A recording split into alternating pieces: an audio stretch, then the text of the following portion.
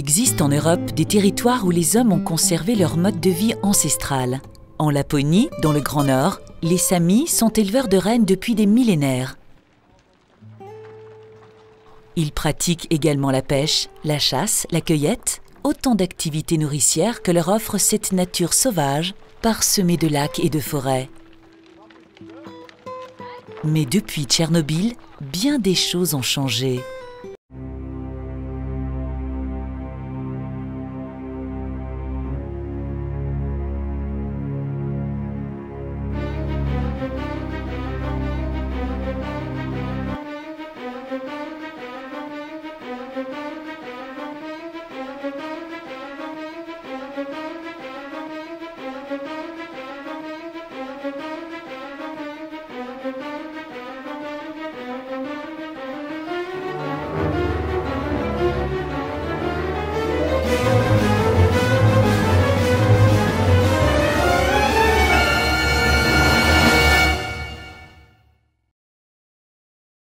Les polluants radioactifs finissent par retomber au sol, mais les dépôts dépendent beaucoup de la météo.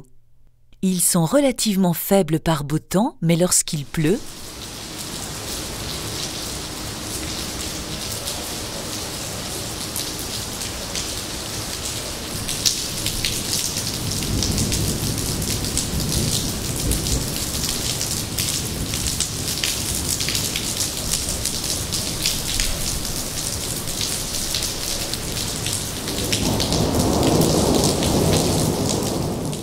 il a plu un peu partout en Europe dans les jours qui ont suivi l'accident.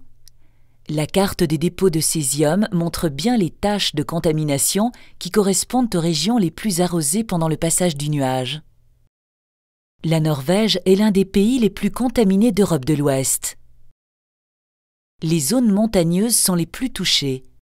Presque personne n'y habite, mais elles jouent un rôle important car elles servent de pâture aux moutons, aux chèvres et aux rennes.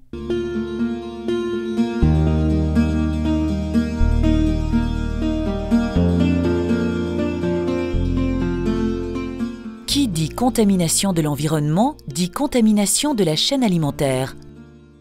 Généralement, les polluants radioactifs migrent sans se concentrer du sol à la plante, de la plante à l'animal, de l'animal à l'homme. Il existe quelques chaînes alimentaires où l'un des maillons concentre la radioactivité. C'est le cas avec le lichen, qui a accumulé le césium de Tchernobyl. Le lichen est un curieux végétal, mariage d'une algue et d'un champignon. Dans le Grand Nord, c'est un élément indispensable de l'écosystème, car il offre aux rennes 90% de leur nourriture hivernale. Résultat, à l'automne 1986, la viande de renne présente un taux de contamination largement supérieur à la limite de commercialisation autorisée, 600 becquerels par kilo. En clair, il faut abattre tous les troupeaux puisqu'ils ont perdu leur valeur marchande. Mais l'élevage est indispensable au peuple sami. L'élevage est la culture du peuple sami.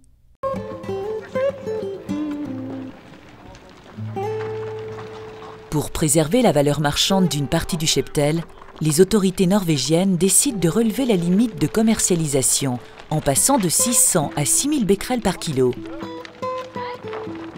Un tri rigoureux est donc opéré au moment de l'abattage. Les animaux sont parqués dans des enclos et contrôlés individuellement.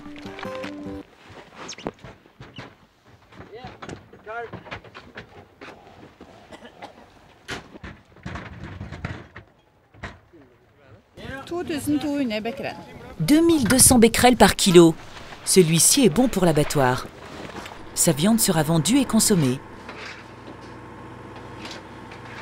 Ceux qui sont relâchés doivent la vie sauve à leur trop grande contamination.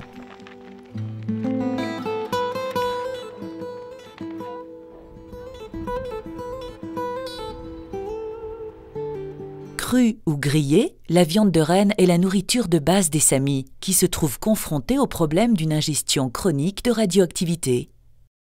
Face au risque pour la santé des Samis, les autorités norvégiennes développent alors une stratégie originale basée sur la mesure individuelle et l'information. Chaque Sami est invité à passer une anthropogammamétrie. L'appareil détecte les rayonnements émis par le corps humain et en déduit le taux de contamination. Les valeurs varient notablement d'une personne à l'autre en fonction de la région d'élevage et des habitudes alimentaires. Chaque cas est particulier. L'individu type standard, moyen, n'existe pas. On prend le temps de discuter. On envisage des actions pour faire baisser le taux de contamination. On nourrira les rennes avec du lichen venu de zones moins contaminées. On fera tremper et bouillir la viande, une partie du césium partant avec l'eau. On mangera de la viande de renne une seule fois par jour au lieu de 2. On alternera avec des produits importés, achetés avec l'aide des subventions de l'État. Développer une stratégie a pris plusieurs années. Il a fallu la participation active de la population et une profonde collaboration entre les pouvoirs publics, les experts et les médecins pour gérer à la fois les attentes des éleveurs, les messages multiples et parfois contradictoires des scientifiques, les incertitudes sur les effets à long terme, et finalement pour mettre en place la surveillance et les aides. Aujourd'hui, plus de 20 ans après la catastrophe, les Samis doivent encore se protéger de la contamination de Tchernobyl. Grâce à leur ténacité, grâce aussi à la solidarité manifestée par l'ensemble de la population norvégienne, ils ont réussi à maintenir l'élevage du renne et progressivement améliorer la situation. Mais combien d'années faudra-t-il encore être vigilant ?